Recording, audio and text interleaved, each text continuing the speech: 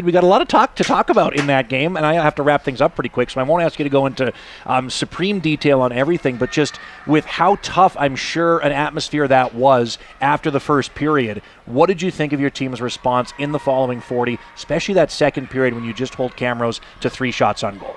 Well, like I think, heading into that dressing room after the first, like a lot of the mistakes that we had and the opportunities that they were creating were all mistakes that were, on us. So you look at the goals against, right, the shorthanded one, right, where we could have managed our situation better, the penalty kill goal we gave up where we just need to have better sticks in that mid lane. So like and then obviously the odd man situation right off the bat there. So we just need to manage those things. Those were all mistakes that ended up in the back of our net because of things that we did. But like heading into it, we're playing a decent game and we just wanted to kind of continue to build, progress, do the things that we can do. And I thought, we plugged away at it, put up a really good second period.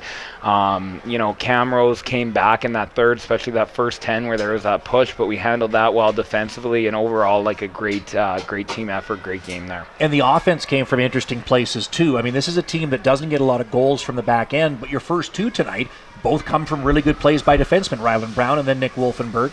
And then Hunter Saka, maybe the one you might not have guessed to get that next goal. And then, yes, Ty Yoder gets the game winner tonight, but it starts with a Jackson Rowland forecheck that really makes that chance possible. So how much did some of those unsung heroes of this lineup shine through tonight? Well, like that's the biggest thing with it. Like, you look at our lineup, you look at their lineup, and it's one of those situations where we need we need everyone going, right? Like we're very much a team that is built around our work ethic, our tenacity, our forechecks, and that's something you have to do consistently, and it doesn't work if 1 or 2 lines is doing it. It has to be throughout your lineup.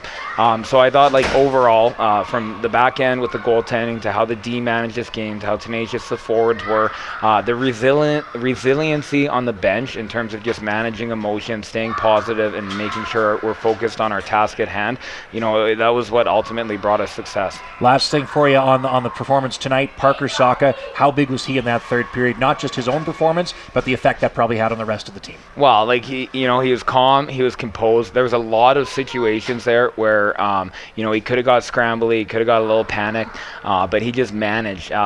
Situations where we needed, plays frozen, he managed that positively. He was playing the puck well in that third period. So those are all things like him being calm, composed, that 20-year-old role as that goaltender he needs to do, and he's a big part of this team's success. Then the final thing, games 3 and 4 coming up on the road. You got 2 days before those get going. What's top of the agenda for this team? Obviously just maintenance, right? Making sure we're getting back. I think some little touch-ups in our D zone, doing a better job at just regards to our points and turning over pucks. And then just kind of continue to work in that offensive side, just opening up the zones, mass producing our shots, getting guys going tenacious and hard to the net. We've put together some pretty cool things here. We just need to keep building off of it.